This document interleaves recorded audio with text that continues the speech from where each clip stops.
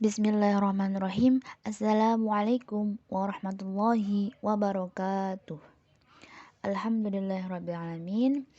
Puji syukur kehadirat Allah yang karena karunia-Nya sehingga kita dapat berkumpul di sini dalam diskusi tentang mata kuliah integrasi agama dan sains. Nah, perkenankan di sini kami dari kelompok 1 akan mempresentasikan terkait integrasi agama dan sains menurut Al-Farabi. Nah, dengan anggota kelompok, saya sendiri, Sri Wahyuni dengan NIM 1917402107. Yang kedua ada Tiara Nur Fitriani dengan NIM 1917402162. Dan yang ketiga Umar Hanif Al-Wafi dengan NIM 1917402154. Dan yang terakhir adalah Taharom dengan NIM 1917402272. Oke, langsung saja. Untuk yang pertama ialah resume integrasi agama dan sains menurut Al-Farabi yang akan disampaikan oleh saya sendiri, Tri Wahyuni. Nah, di sini saya mengambil artikel yang berjudul Akal Bertingkat Al-Farabi dalam Perspektif Neuroscience dan Relevansinya dengan Pendidikan Sains di Madrasah. Sebuah integrasi dengan penulis Ranu Suntoro, penerbit dari Universitas Ahmad Dahlan, volume Jurnal Al-Tajdid, Jurnal Ilmu Talbiyah, volume 10 nomor 1, tahun terbit Januari 2021, dengan abstraksi. Salah satu pemikiran filsafat Al-Farabi yang masih relevan untuk dikaji adalah tentang konsep akal bertingkat, di mana Al-Farabi mengkonsepsikan akal ke dalam 10 tingkatan. Nah, dengan kata kunci, konsep akal bertingkat, Al-Farabi, Neuroscience, Pendidikan Sains, dan Madrasah. Salah satu alasan mengapa saya pribadi mengambil artikel yang berjudul Akal Bertingkat menurut Al-Farabi ini karena dalam artikel ini penulis itu mencoba untuk melakukan studi integrasi antara ilmu dengan sains, di mana dalam fokus tulisan ini yaitu mencari relevansi atau titik temu antara konsep akal bertingkat Al-Farabi dengan pendidikan sains di madrasah. Sebelum menelisik lebih lanjut tentang pemikiran Al-Farabi, alangkah baiknya kita mengetahui dan kenal siapa dulu Al-Farabi. Nah, secara singkat, Al-Farabi memiliki nama lengkap Abu Nasr Ibn Muhammad Ibn Awzalukh Ibn Turhan yang lahir di Wasij di distrik Farab atau Utar di Transoxiana pada tahun 870 Masehi atau setara dengan 254 Hijriah. Nah, teman-teman ada yang tahu nggak Transoxiana itu di mana? Ya, betul sekali. Transoxiana itu berada di daerah Uzbekistan. Nah, Al-Farabi merupakan salah satu ilmuwan muslim yang dikenal sebagai seorang fisikawan, kimiawan, filosof, ahli ilmu logika, ilmu jiwa, metafisika, politik, dan musik. Nah, dalam filsafat, Al-Farabi merupakan sosok yang memiliki karir yang cemerlang.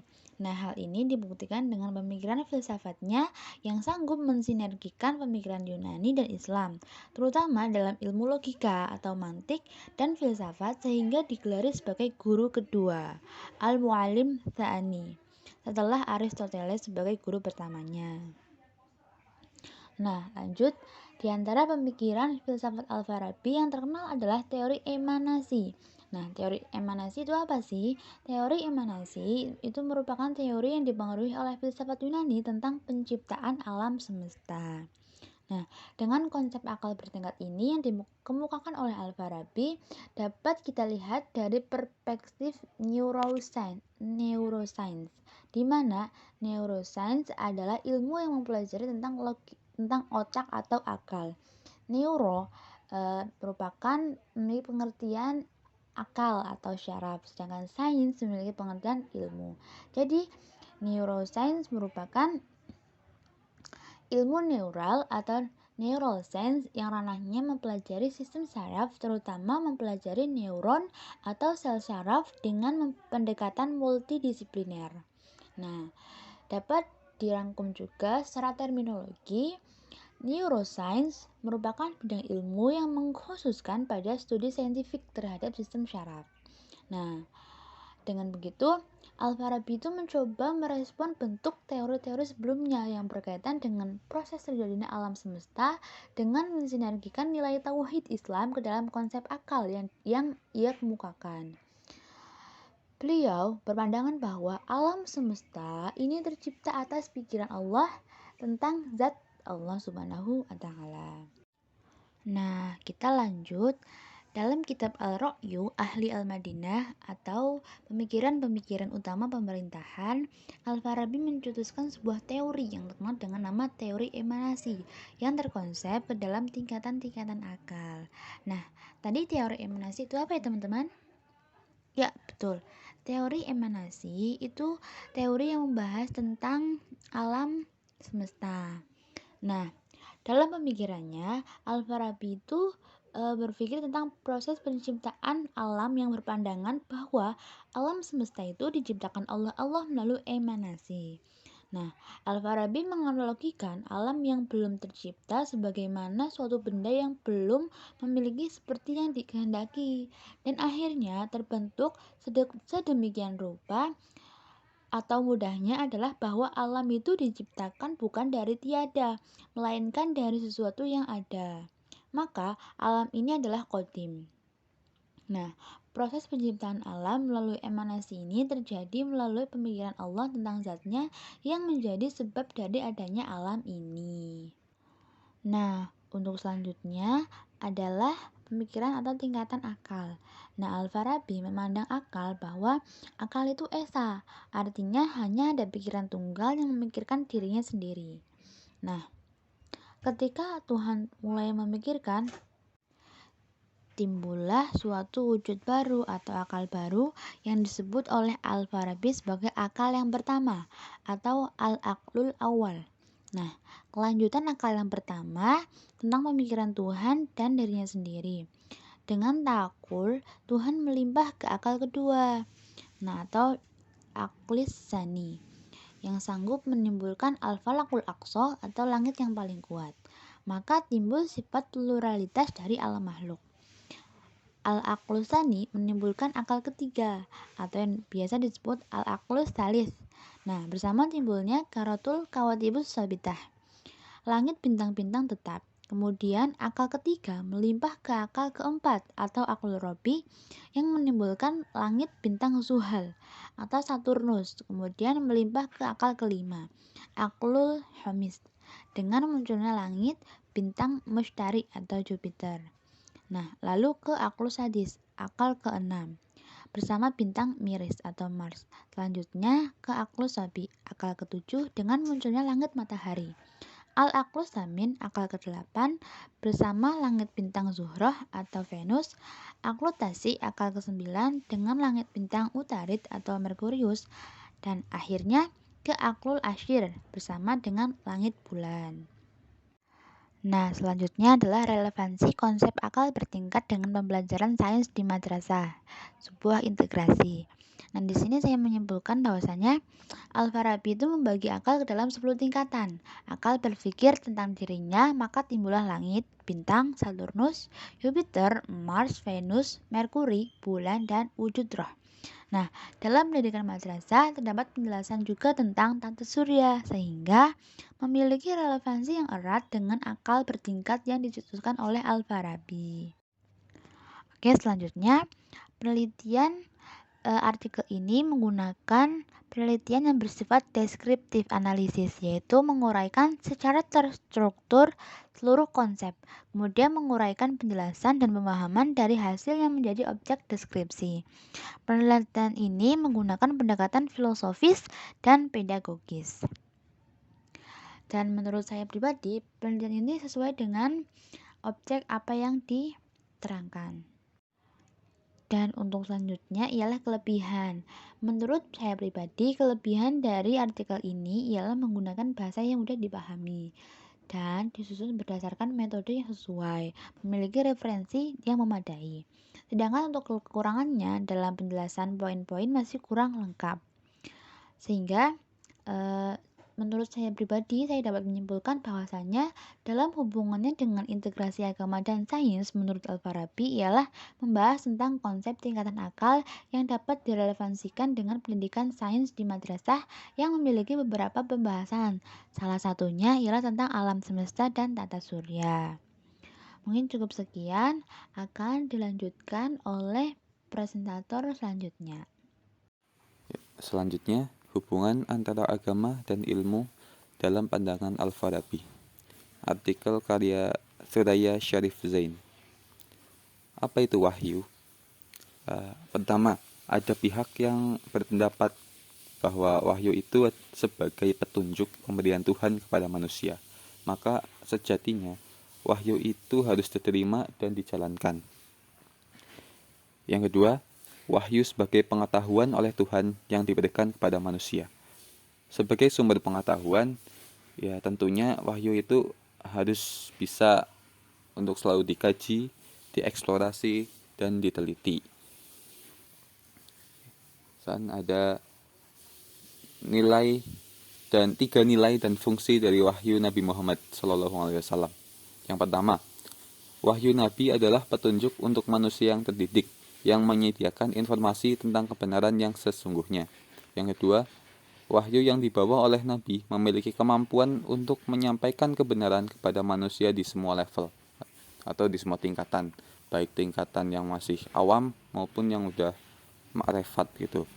Yang ketiga, wahyu memiliki kemampuan untuk memotivasi sekaligus memaksa manusia untuk melakukan sesuai dengan yang ditunjukkannya.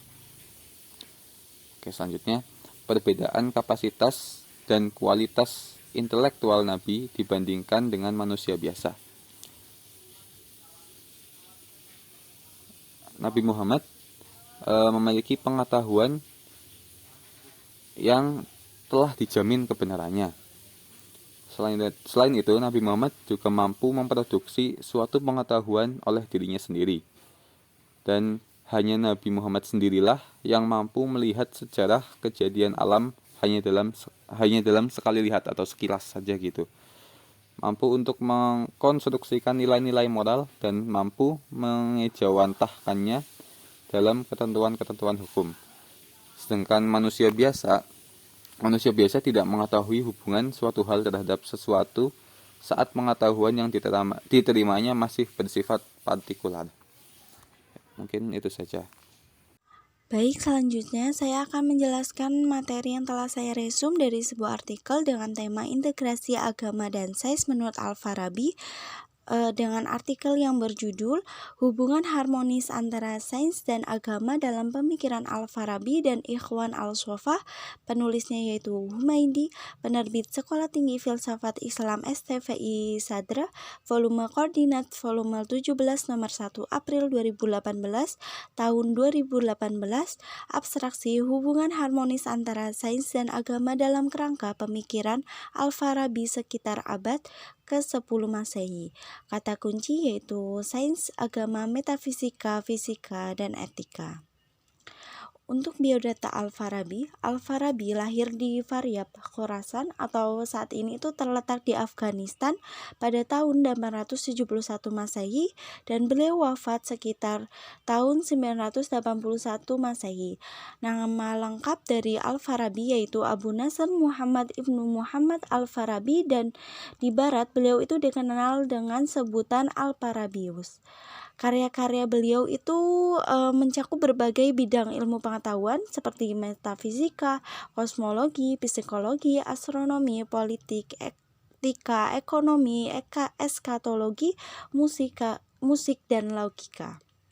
Lalu untuk karya yang bisa dijadikan rujukan dalam tema kita kali ini yaitu integrasi agama dan sains. Nah, hubungan harmonisnya itu ada di dalam kitab Isa al-Ulum Mabadi Ara al-Ahl Madinah al-Fadilah dan kitab Al-Jam'a Baina Ra'ya al-Hakimain. Nah, Al-Farabi juga itu memiliki kontribusi yang sangat besar dalam ilmu pengetahuan sehingga beliau itu disebut sebagai guru kedua setelah Aristoteles. Lalu untuk cara pandang sains menurut dunia barat dan Al-Farabi. Nah, untuk dunia barat nih, sains menurut cara pandang modern di dunia barat yaitu cabang studi yang hanya konsen dengan observasi dan klasifikasi fakta. Nah, kebenaran yang didapatkan berdasarkan pada nilai rata-rata statistik, fenomena yang terukur, dan estimasi yang dianggap paling mendekati kebenaran. Di barat juga, kata sains itu hanya memiliki makna yang berkaitan dengan realitas fisik. Nah, seperti fisika, kimia, biologi dengan menggunakan metode yang empiris dan eksperimen yang kemudian dikenal dengan metode ilmiah. Nah, di luar lingkup definisi dan metode tersebut, maka hal tersebut itu tidak disebut dengan sains. Untuk perbandingan, tadi pandangan sains menurut dunia barat.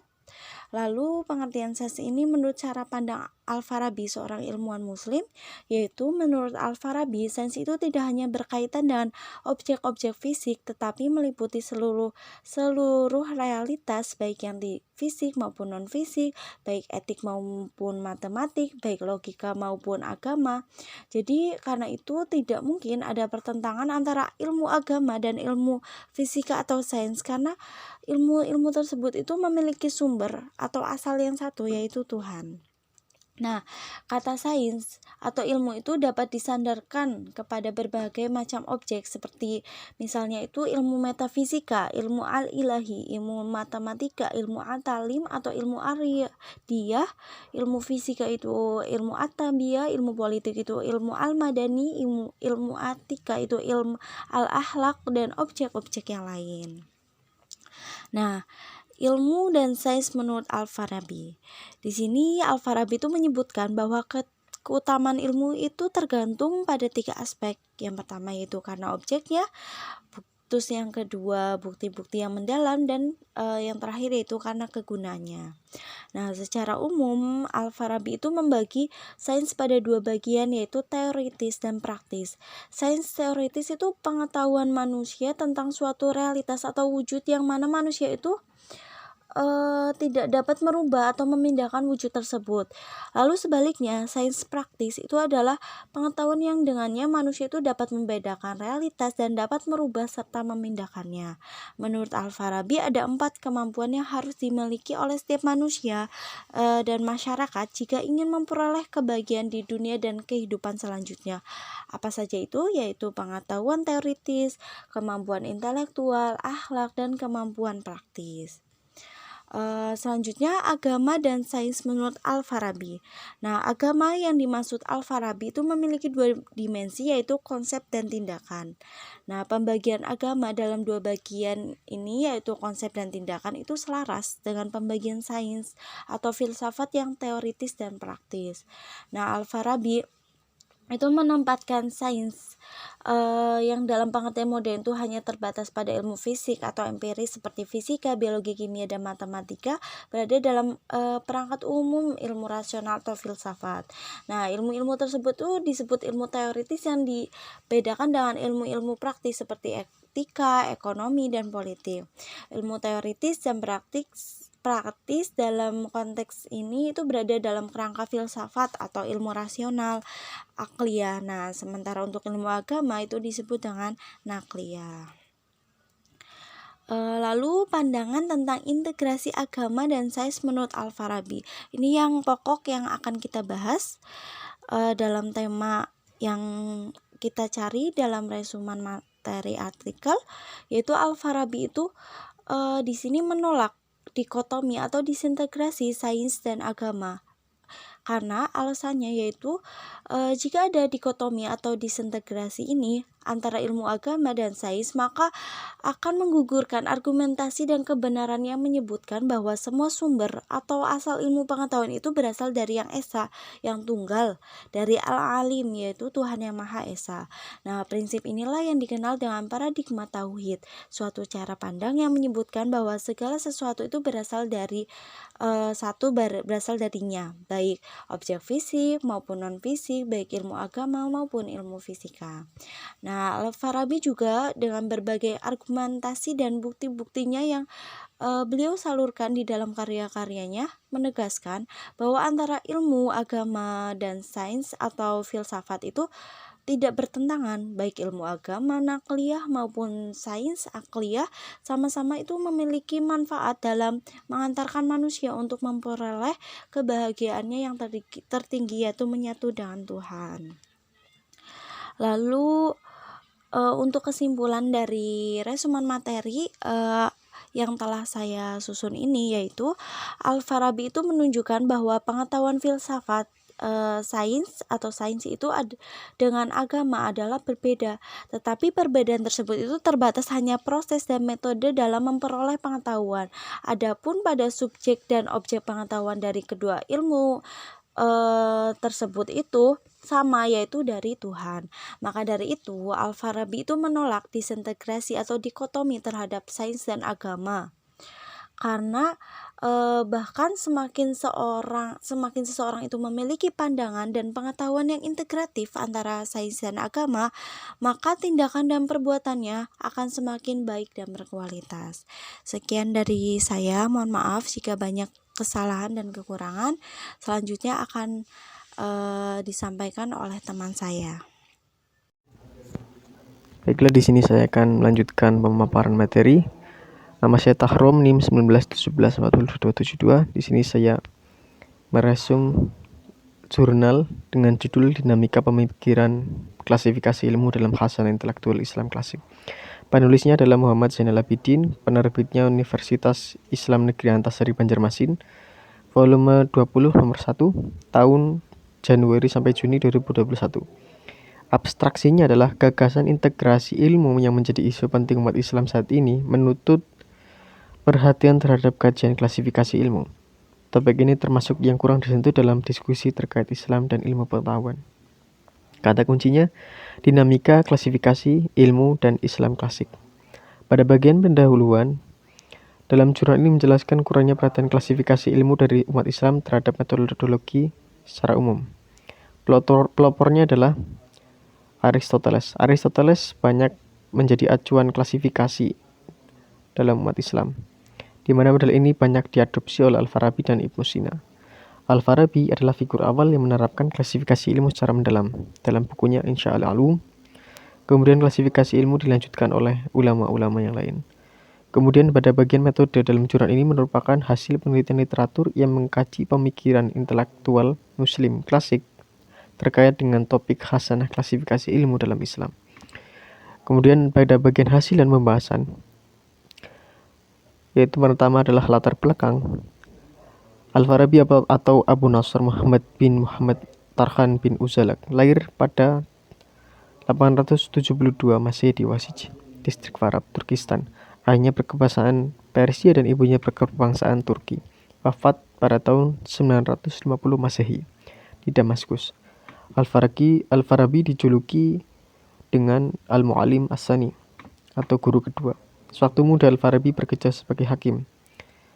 Dan kemudian beliau pergi ke Baghdad, belajar nahwu kepada Abu Bakar Al-Sarraj dan belajar logika kepada Abu Bishr bin Mata bin Yunus.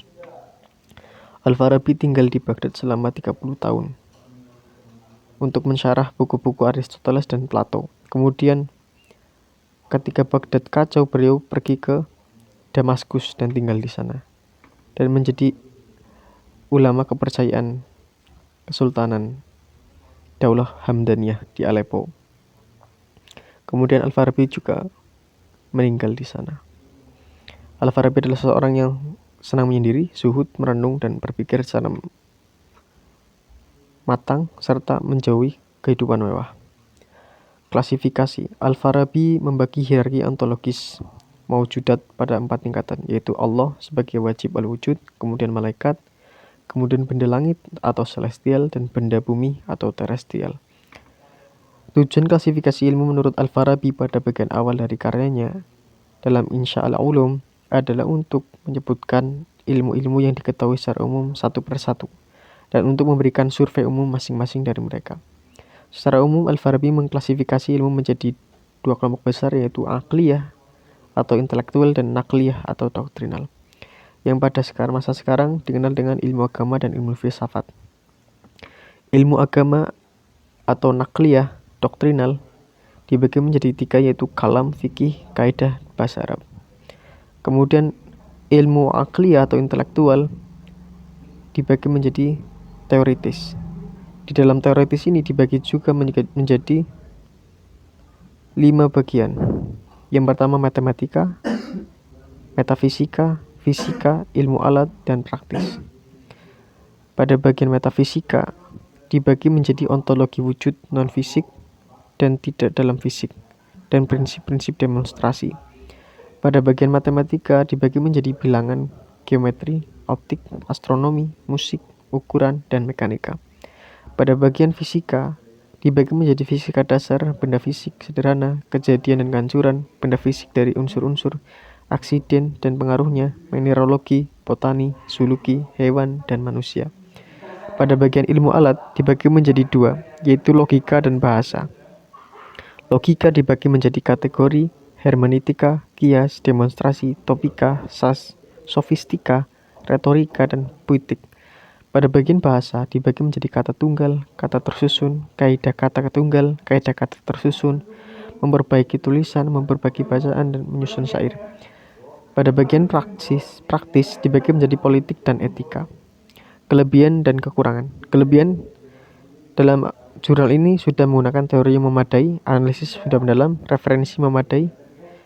Adapun kekurangannya adalah dalam jurnal ini tidak dijelaskan mengenai hubungan timbal balik antara ilmu dan agama, serta manfaat ilmu tersebut, dan juga tidak dijelaskan makna dan manfaat integrasi yang sesuai seperti apa.